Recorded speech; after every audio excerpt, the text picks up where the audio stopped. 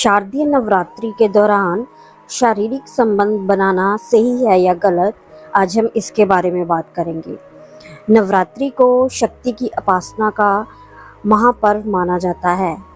आश्विन माह के आने वाली शारदीय नवरात्रि को महानवरात्रि कहा जाता है। 2023 में शारदीय नवरात्रि 15 अक्टूबर को घट स्थापना के साथ शुरू होगी और 24 अक्टूबर को समाप्त होगी। इस बीच महाअष्टमी का त्यौहार 22 अक्टूबर को है और महानवमी का त्यौहार 23 अक्टूबर को मनाया जाएगा। शारदीय नवरात्रि में देवी मां के भक्त अटूट विश्वास और भक्ति के साथ कठोर उपवास रखते हैं। 9 दिनों तक मां दुर्गा की पूजा की जाती है। ऐसा माना जाता है कि शारदीय नवरात्रि के दौरान देवी दुर्गा की विधि विधान से पूजा करने से दैहिक, दैविक और आध्यात्मिक कष्ट दूर हो जाते हैं। शारदीय नवरात्रि व्रत के दौरान कई नियमों का पालन करना होता है, इसलिए कई लोगों के मन में यह जिज्ञासा हो सकती है कि नवरात्रि के दौरान शारीरिक संबंध बनाना सही है या गलत। तो आइए आपको बताते हैं कि इस बारे में शास्त्र क्या कहते हैं और क्या शारदीय नवरात्रि के दौरान शारीरिक संबंध बनाना उचित है। नवरात्रि दैवीय शक्ति की आराधना को समर्पित पर्व है।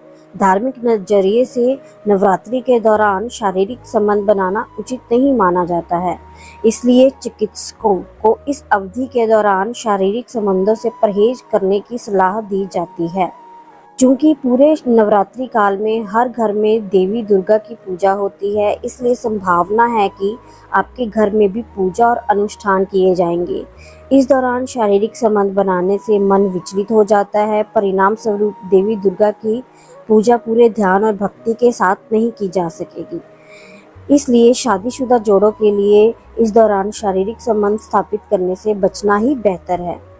नवरात्रि के दौरान ज़्यादातर लोग व्रत रखते हैं और इसके नियमों का पालन करते हैं, और अगर इस दौरान आपके परिवार का कोई सदस्य व्रत रखता है तो शारीरिक संबंध बनाने से उसका व्रत भंग हो सकता है।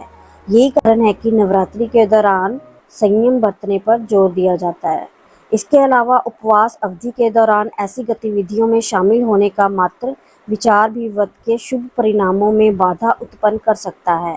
इसलिए व्रत के दौरान शारीरिक संबंध बनाने से बचने की सलाह दी जाती है। नवरात्रि के दौरान जो है, यत्र नार्यस्तु पूज्यन्ते रमन्ते तत्र देवता, माँ देवी दुर्गा अपने 9 दिव्य रूपों में पृथ्वी पर अवतरित होती हैं। प्राचीन परंपरा में महिलाओं के भीतर ही देवी का स्वरूप देखा जाता है।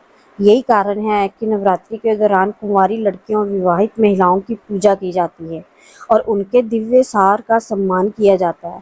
शास्त्रों में भी कहा गया है, यत्र नार्यस्तु पूज्यन्ते रमन्ते तत्र देवता, अर्थात जहाँ नारी की पूजा होती है वहाँ देवता निवास करते हैं।